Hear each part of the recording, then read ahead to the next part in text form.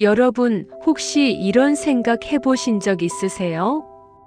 세상이 이렇게 똑똑해졌는데 왜 우리 아이들은 점점 더 외로워 보일까요? AI가 설교를 요약하고 챗봇이 상담을 해주는 시대. 저는 그 빠른 세상 한가운데서 오히려 제가 가장 쓸모없는 사람이 된 것 같았어요. 몸은 점점 말을 듣지 않고 세상은 점점 제가 모르는 언어로 달려가고, 그런데 하나님이 저한테 가르쳐 주셨어요. 세상에서 제일 느린 것이 가장 필요한 것일 수 있다고. 오늘은 제 이야기를 들려드릴게요. 알고리즘이 절대 알 수 없는 눈물 한 방울의 이야기를요.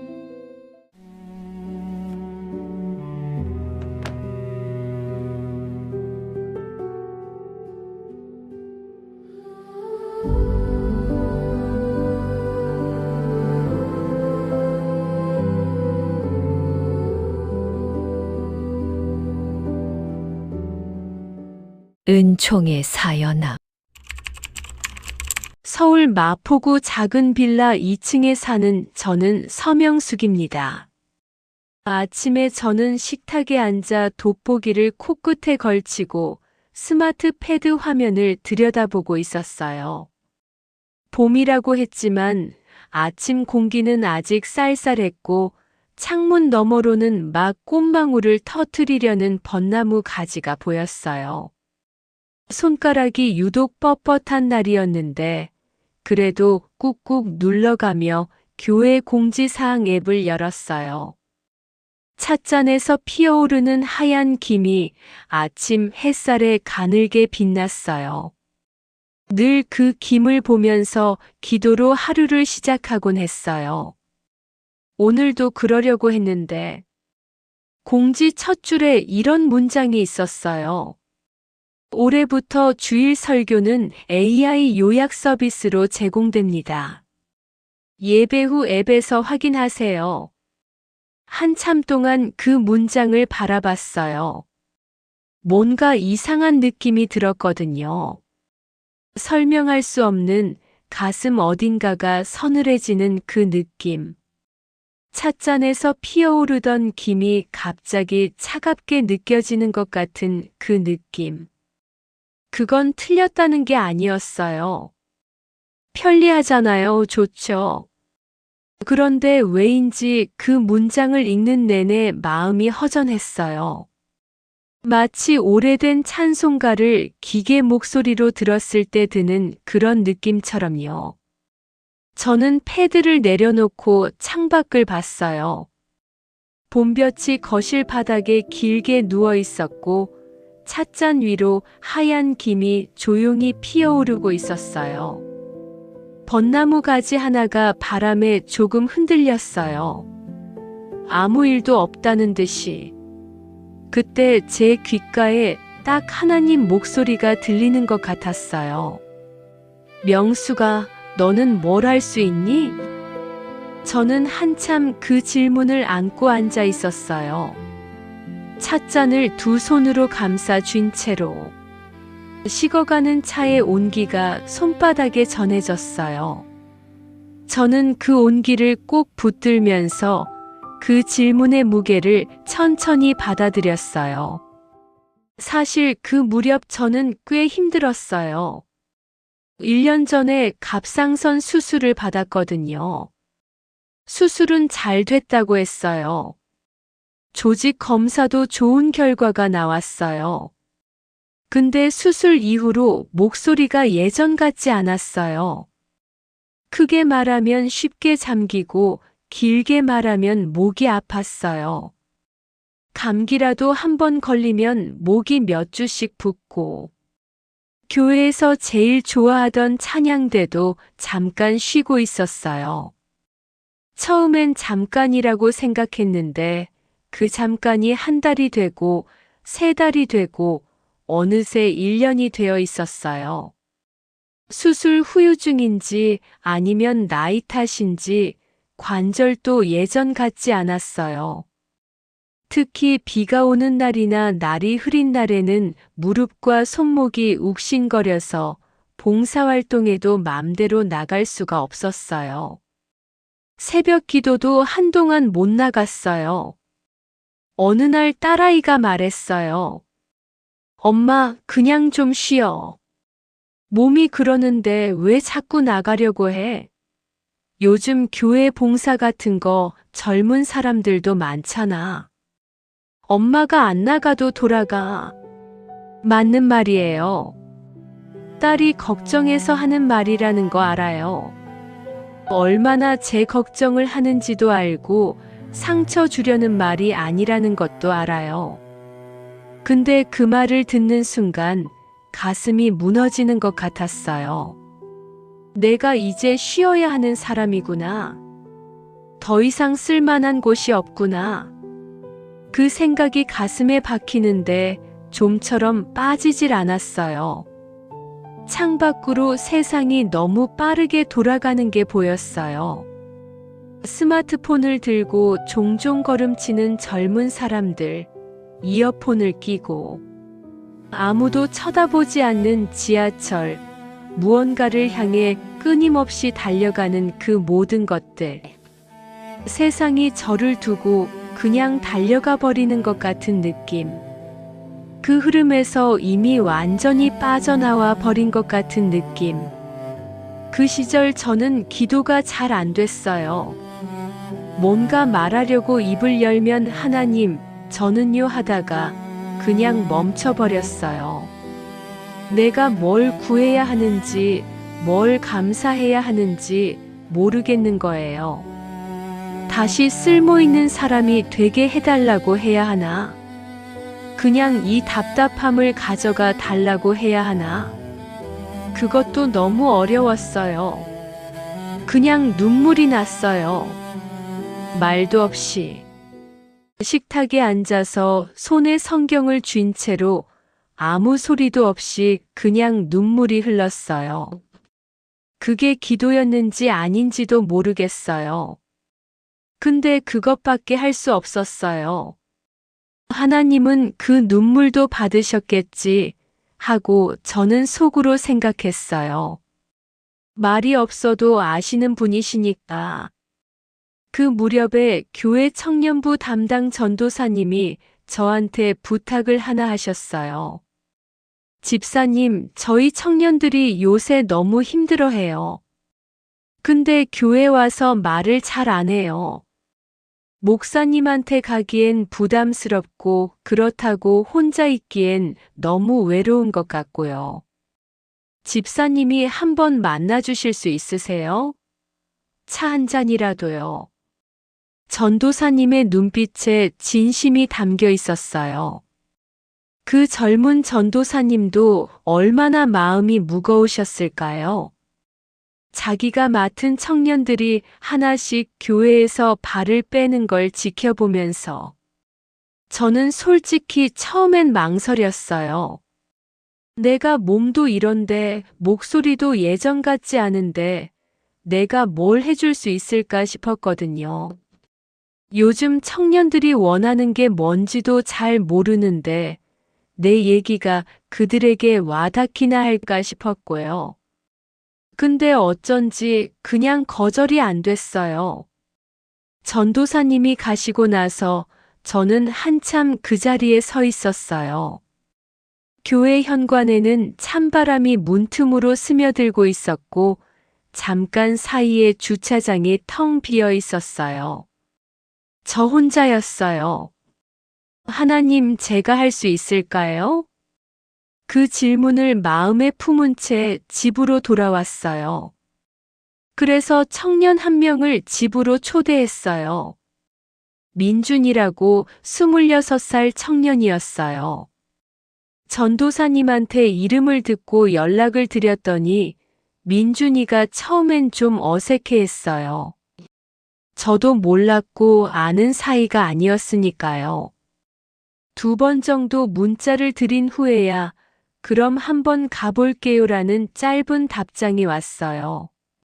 민준이가 우리 집 문을 열고 들어왔을 때 저는 깜짝 놀랐어요. 그 아이 눈빛이 텅 비어 있었거든요. 들어서면서 안녕하세요 하고 고개를 숙이는데 인사는 공손했어요. 신발도 가지런히 벗어났고 제가 내어준 슬리퍼도 잘 신었어요. 근데 그 얼굴이 웃는데 웃는 게 아닌 그 얼굴. 좋아요, 괜찮아요 하는데 하나도 괜찮아 보이지 않는 그 얼굴. 저는 어릴 때부터 눈을 보면 마음이 보이는 편이었어요. 제 딸이 속상한 일이 있을 때도 말하기 전에 알았고 남편이 걱정을 혼자 끌어안고 있을 때도 한참 전부터 알았어요. 민준이의 눈빛은 그것과 비슷했어요. 오래 무언가를 숨겨온 사람의 눈빛. 저는 아무 말도 안 하고 그냥 차 한 잔 내어줬어요. 국화차였어요. 은은하게 퍼지는 향기가 작은 거실을 채웠어요. 민준이는 찻잔을 두 손으로 감싸 쥐더니 한참을 말이 없었어요. 거실 벽시계 소리만 조용히 흘렀어요. 저도 말을 안 했어요. 억지로 무슨 말을 꺼낼 필요가 없다고 생각했거든요. 이 아이가 말할 준비가 됐을 때 하겠지 하고. 그 침묵이 얼마나 됐을까요? 5분쯤 됐을까요? 민준이가 찻잔을 내려놓으면서 아주 작은 소리로 물었어요. 집사님, AI한테 제 고민 얘기하면 되게 잘 들어줘요. 근데 왜 더 외로운지 모르겠어요.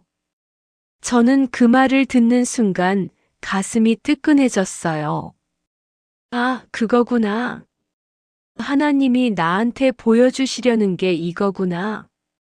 이 아이는 답이 없어서 힘든 게 아니구나. 이 아이는 자기 곁에 있어줄 사람이 없어서 힘든 거구나. 조심스럽게 물었어요. 민준아, AI가 뭐라고 했는데? 민준이는 가방에서 스마트폰을 꺼내더니 화면을 보여줬어요. 거기에는 민준이가 밤마다 입력한 고민들이 있었고 AI가 분석해준 말들이 가득했어요. 감정 패턴 분석, 스트레스 지수, 권장 활동 목록, 수면 개선 방안. 빼곡하게. 저는 돋보기를 고쳐 쓰면서 찬찬히 읽었어요. 다 맞는 말이었어요. 논리적으로 완벽한 말들이었어요. 어떤 부분은 꽤 깊이 있는 통찰도 있었어요. 놀라웠어요, 솔직히. 이게 다 기계가 한 말이라니. 근데 그 화면 어디에도 민준이의 이름을 불러주는 말이 없었어요. 민준아가 없었어요. 그냥 당신이었어요. 사용자였어요. 이름 없는 누군가에게 보내는 완벽한 답장. 저는 스마트폰을 조심스럽게 내려놓고 민준이의 눈을 봤어요. 민준아, AI는 내 고민에 답을 줄 순 있지만 내 눈물을 닦아줄 손은 없단다. 오늘은 그냥 울어도 돼. 내가 들어줄게. 민준이는 그 말을 듣고 한참을 그냥 있었어요. 눈을 깜빡이지도 않았어요. 시선이 바닥 어딘가에 고정된 채로 입술이 조금 떨렸어요. 저는 그 떨림을 봤어요. 이 아이가 지금 무언가를 참고 있다는 걸 정확히 알 수 있었어요. 그러다가 눈물이 하나 툭 떨어졌어요. 찻잔 옆 식탁 위에 작고 둥근 얼룩이 생겼어요. 그 아이가 얼마나 오래 울음을 참고 있었는지 한 번 시작하니 한참을 멈추질 못했어요.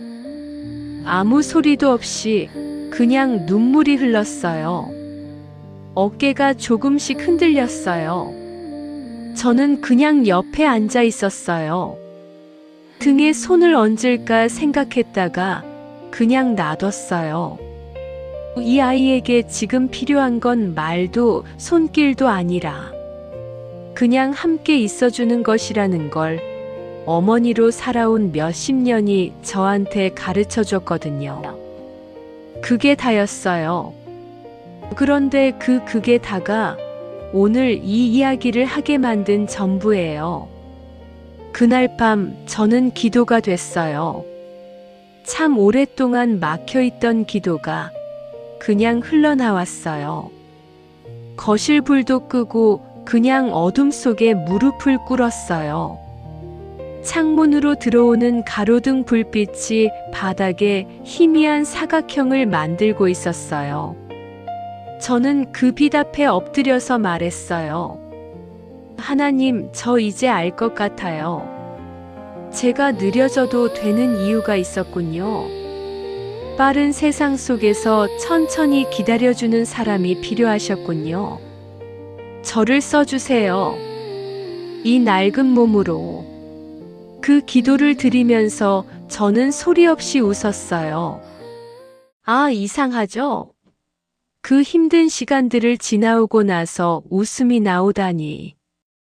그런데 진짜 그랬어요. 갑상선 수술 이후로 목소리가 잠기는 그 시간이 딸한테 그냥 쉬어라는 말을 들으며 가슴이 무너지던 그 시간이 기도도 안 되고 눈물만 나던 그 시간이 그게 다 낭비가 아니었어요. 하나님이 저를 아무 데도 못 가게 하셨던 그 시간이 사실은 저를 이 자리에 세우기 위한 준비였다는 걸 그날 밤에야 알았거든요. 빠른 세상에서 뒤처진 게 아니라 다른 속도로 달리도록 부르심을 받은 거였어요. 그날 밤 저는 오래오래 무릎을 꿇고 있었어요. 몸이 아팠지만 일어나고 싶지 않았어요. 그 자리가 너무 따뜻해서. 그 다음부터 저는 집을 열었어요. 매주 화요일 저녁 7시 우리 집 거실이 작은 상담소가 됐어요. 거창한 것도 없어요. 차 한 잔, 과일 한 접시, 그리고 제 귀 2개.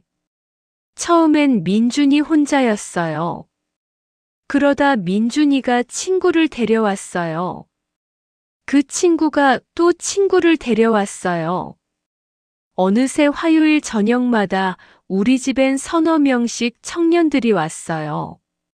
많은 날엔 5이나 6이 오기도 했어요. 저는 그럴 땐 바닥에 방석을 깔았어요. 작은 거실이 꽉 찼어요. 다들 최신 스마트폰을 들고 왔고 다들 AI한테 이미 물어봤다는 답들을 가지고 왔어요. 어떤 아이는 스마트폰에 AI 상담 내역을 저장해 놓고 그걸 펼쳐 보이기도 했어요. AI는 이렇게 말했는데, 근데 뭔가 부족한 것 같아서요. 하면서요. 그런데 그들이 실제로 원하는 건 그게 아니었어요. 한 청년은 직장에서 쫓겨날 것 같다고 했어요. 자기 자리가 AI 시스템으로 교체될 것 같다고 상사한테 반쯤 그런 말을 들었다고. AI에게 물었더니 이직 준비 방법과 포트폴리오 작성법을 알려줬대요. 맞는 말이었어요. 도움이 됐대요. 그런데 그 아이가 실제로 원했던 건 그래도 넌 괜찮아라는 말이었어요. 그 말 한마디가 그 아이한테는 어떤 직업 컨설팅보다 더 필요했던 거예요. 한 청년은 오래 사귄 사람과 헤어졌다고 했어요. 상대방이 이제 우리 방향이 다른 것 같아라는 말 하나를 남기고 연락이 끊겼다고. AI에게 물었더니 이별 후 감정 처리 단계와 회복 루틴을 설명해 줬대요. 논리적으로 맞는 말이었대요.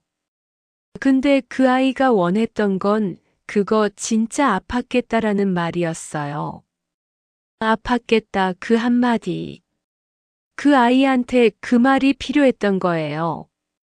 한 청년은 믿음이 흔들린다고 했어요. 교회는 계속 나오는데 하나님이 계신지 모르겠대요. 기도해도 아무 응답이 없는 것 같고 성경을 읽어도 와닿지 않는다고.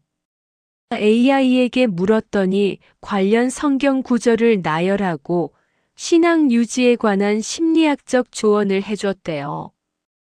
그 아이가 원했던 건 나도 그런 때가 있었어라는 말이었어요. 저는 그 말들을 해줬어요. 어렵지 않았어요. 그냥 내가 겪은 걸 이야기했고, 내가 아는 하나님을 이야기했고, 그 아이의 눈을 바라봤어요. 때로는 아무 말도 안 하고 그냥 옆에 앉아 있었어요. 그게 전부였어요. 그런데 그 아이들은 매주 왔어요. 물론 쉬운 날만 있었던 건 아니에요. 몸이 너무 안 좋은 날은 청년들이 문을 두드려도 일어나기가 힘들었어요. 그럴 때는 미리 문자를 드렸어요. 오늘은 좀 힘들 것 같은데 그래도 올 거야? 했더니 민준이가 그럼 저희가 집사님 거실 청소하고 갈게요. 라고 했어요. 저는 그 말에 웃어버렸어요. 어느 날은 관절이 너무 아파서 찻잔을 들다가 엎질렀어요. 뜨거운 물이 식탁 위로 퍼지는데 제가 얼른 일어나려다 무릎이 아파서 그러질 못했어요. 청년 하나가 얼른 뛰어와서 행주로 닦아주는데 제가 그게 그렇게 민망했어요. 내가 도와주러 여기 앉아 있는 건데 도움을 받고 있네. 표정이 굳었나 봐요. 그 아이가 말했어요. 집사님, 이거 닦는 거 저도 할 수 있거든요. 그냥 가만히 계세요. 집사님은 거기 앉아만 계시면 돼요. 그 말이 얼마나 감사했는지 몰라요. 그 아이 덕분에 저는 깨달았어요. 이건 내가 일방적으로 뭔가를 해주는 자리가 아니라는 걸. 우리가 서로 안아주는 자리라는 걸. 저는 이 아이들에게 기다림을 주고 이 아이들은 저에게 쓸모 있다는 느낌을 돌려줬어요. 우리는 서로를 살리고 있었어요. 어느 화요일 저녁이었어요. 민준이를 포함해서 4명이 와 있었어요. 그날따라 다들 말이 좀 없었어요. 각자 찻잔을 쥔 채로 조용히 앉아 있었어요. 저도 말을 안 했어요. 거실 구석에서 작은 향초 하나가 조용히 타고 있었고 그 빛이 아이들 얼굴에 조금씩 닿았어요.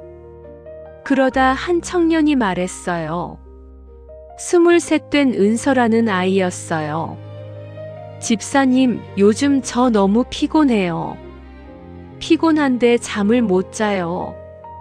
잠을 못 자는데 피곤하지 않은 척 해야 해요. 직장에서도 교회에서도 집에서도요.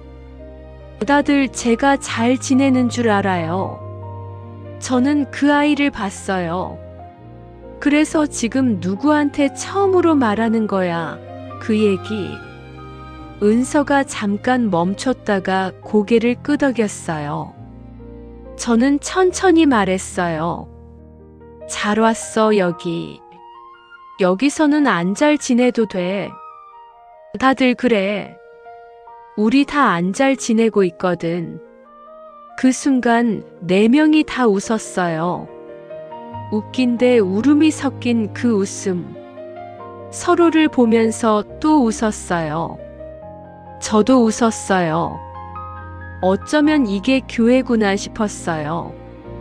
이 작은 거실이, 이 4명이, 이 안 잘 지내는 사람들이 모여서 그래도 괜찮다고 말해주는 이 자리가.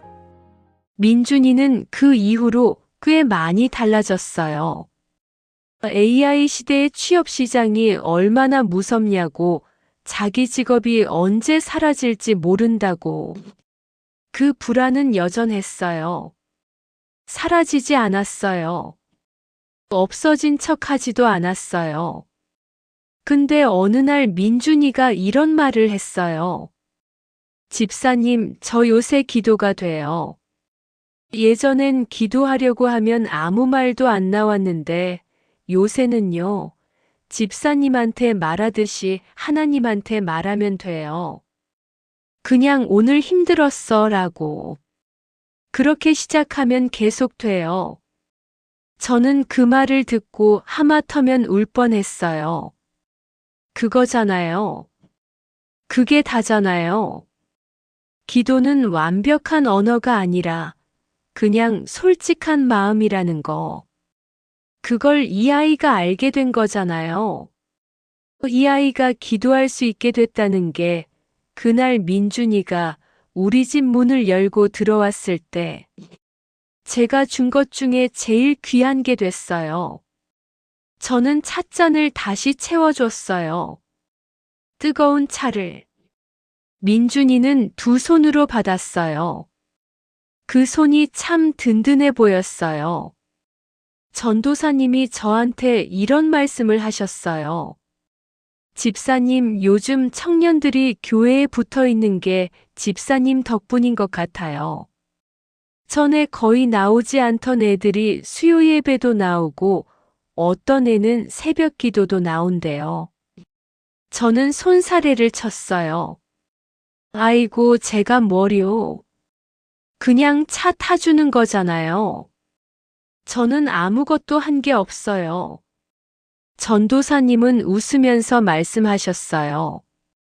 집사님, 그 차 한 잔이 어떤 설교보다 더 오래 남는다는 거 집사님은 모르시죠?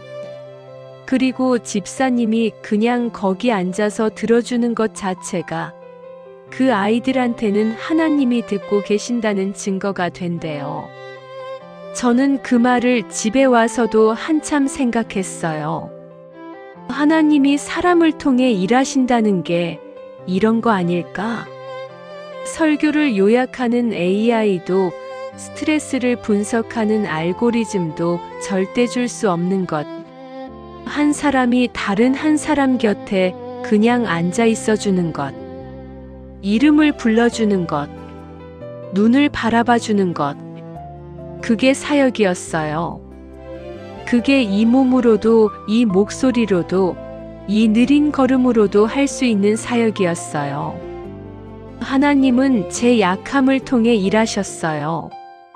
목소리가 잘 나오지 않는 덕분에 저는 더 많이 들었어요. 몸이 자유롭지 않은 덕분에 집에 있었고, 집에 있었던 덕분에 이 자리가 생겼어요. 빠르게 달릴 수 없었던 덕분에 천천히 기다리는 법을 알게 됐어요.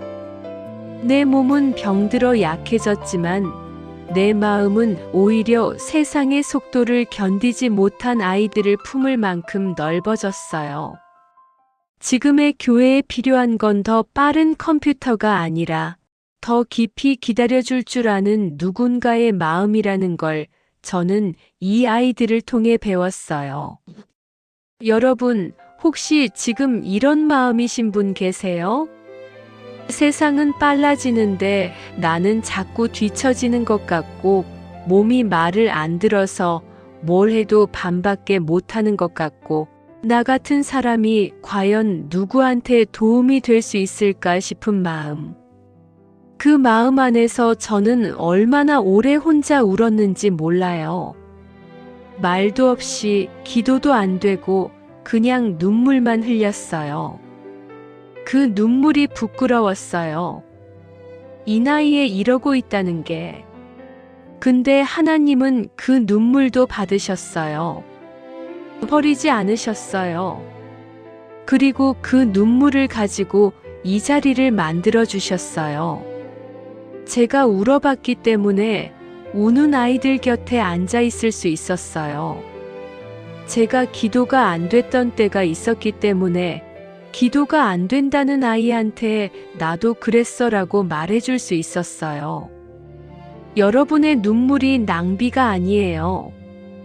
여러분의 느린 걸음이 누군가에게는 가장 안전한 안식처가 될 수 있어요.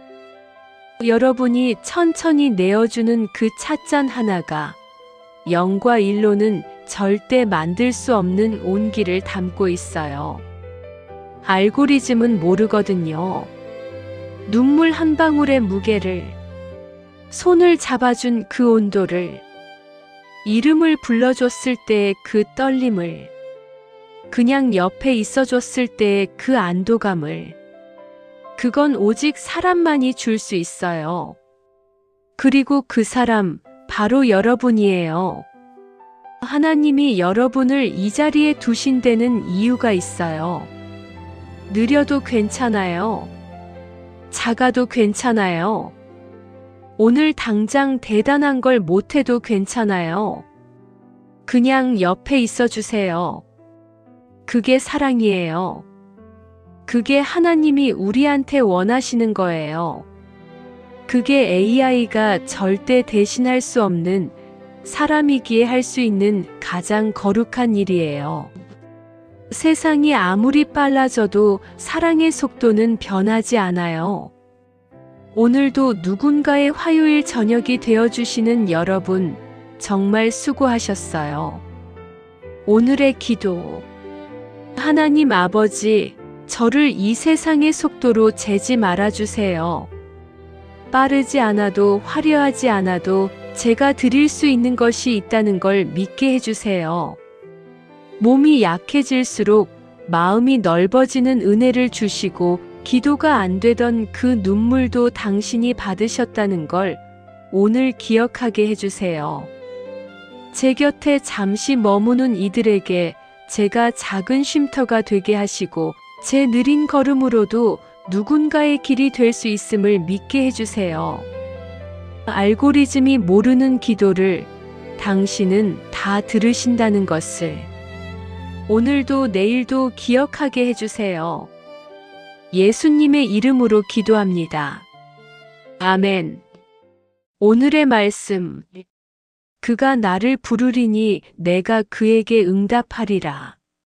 그들이 환난 당할 때에 내가 그와 함께하여 그를 건지고 영화롭게 하리라. 시편 91편 15절 말씀. 오늘 여기까지 함께 해주셔서 정말 감사해요. 다음 이야기에서도 우리 함께 해요. 구독 버튼 옆에 종 모양을 눌러두시면 새 이야기가 올라올 때 제일 먼저 알려드려요. 오늘 하루도 그분이 붙들고 계세요.